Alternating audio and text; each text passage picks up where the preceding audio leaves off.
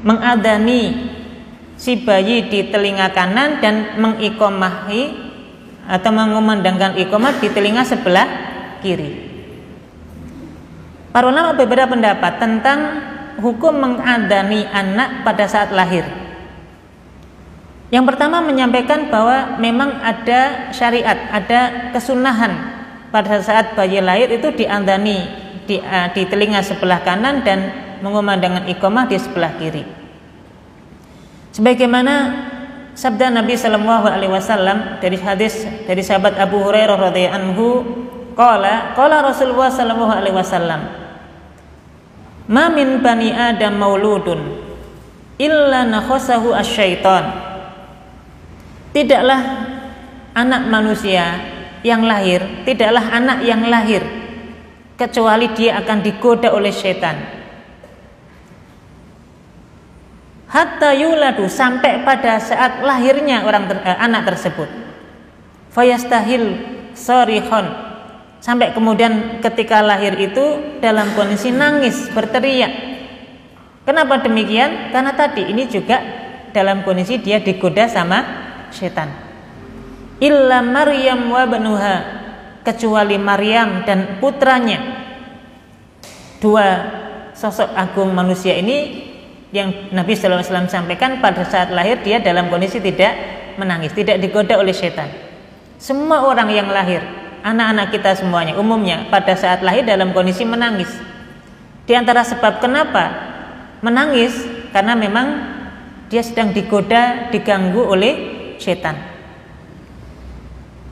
Kemudian Abu Hurairah radhiyallahu anhu menyampaikan iqra'u in syi'tum, maka bacalah jika kalian tidak keberatan firman Allah Subhanahu wa taala dalam surat Ali Imran ayat yang ke-36. Allah berfirman, wa inni u'iduha bika wa dzurriyyataha minasyaitonir rajim, dan aku mohon perlindungan untuknya serta anak-anaknya minasyaitonir rajim, dari gangguan setan yang terkutuk.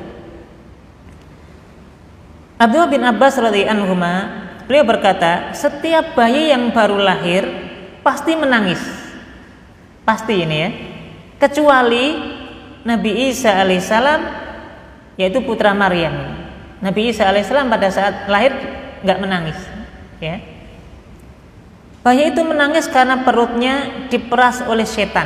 Ini menurut sahabat Abdullah bin Abbas, ya. Kenapa bayi itu menangis? Karena tadi, ya, karena pada saat bayi ini lahir perutnya ini diperas. Apa diperas itu? Ya, diganggu oleh setan ini sampai bayi itu menjerit.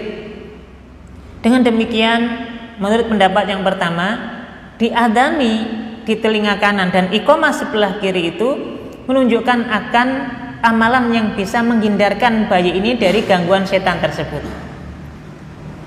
Kenapa demikian? Tentu di antara lafaz yang menjadikan setan itu lari adalah lafaz adzan. Nanti dalam sebuah riwayat hadis disebutkan pada saat datang waktu adzan, maka setan itu berdatangan ke masjid menggoda orang yang hendak mau sholat itu, ya. Ketika seorang muadzin mengumandangkan adzan, maka larilah setan ini menjauh sampai sejauh-jauhnya, sampai tidak terdengar suara adzan tadi. Tidak hanya lari, setan ini pada saat mendengar adzan juga lari dalam kondisi mengeluarkan kentut yang sangat keras suaranya.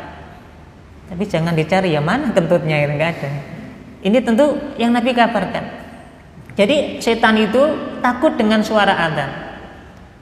Untuk itu hikmah kenapa menurut pendapat pertama menyampaikan disunahkannya adzan pada saat bayi lahir, supaya tidak diganggu oleh setan. Karena setan tentu takut dengan suara adzan. Demikian pula dalam hadis yang lain Nabi sallallahu alaihi wasallam menyampaikan, siyahul maulud hina yaqa'u naz'atun minasyaiton. Tangisan bayi yang baru dilahirkan itu saat terjadi karena memang hasutan dari setan. Ya. Itu secara umum bayi yang lahir menangis, dan untuk menghilangkan gangguan setan pada saat tangisan bayi itu menurut pendapat yang pertama ini adalah dengan diadzani. Hanya saja nanti ada pendapat yang menyampaikan bahwasanya hadis-hadis yang menyebutkan tentang perintah untuk mengadzani bayi yang baru lahir di telinga kanan dan iqamah di sebelah kiri, ini adalah hadis-hadis yang dhaif, hadisnya yang lemah, sehingga tentu tidak beramal dengan hadis yang dhaif, tidak beramal dengan hadis yang lemah. Wallahu alam, ya, ini perselisihan di kalangan para ahli ilmu, dan tentunya ya kita ambil pendapat yang lebih kuat, yaitu tidak mengadani, karena memang riwayat-riwayat yang memerintahkan atau yang mengisahkan tentang mengadani bayi pada saat lahir itu adalah riwayat-riwayat yang lemah.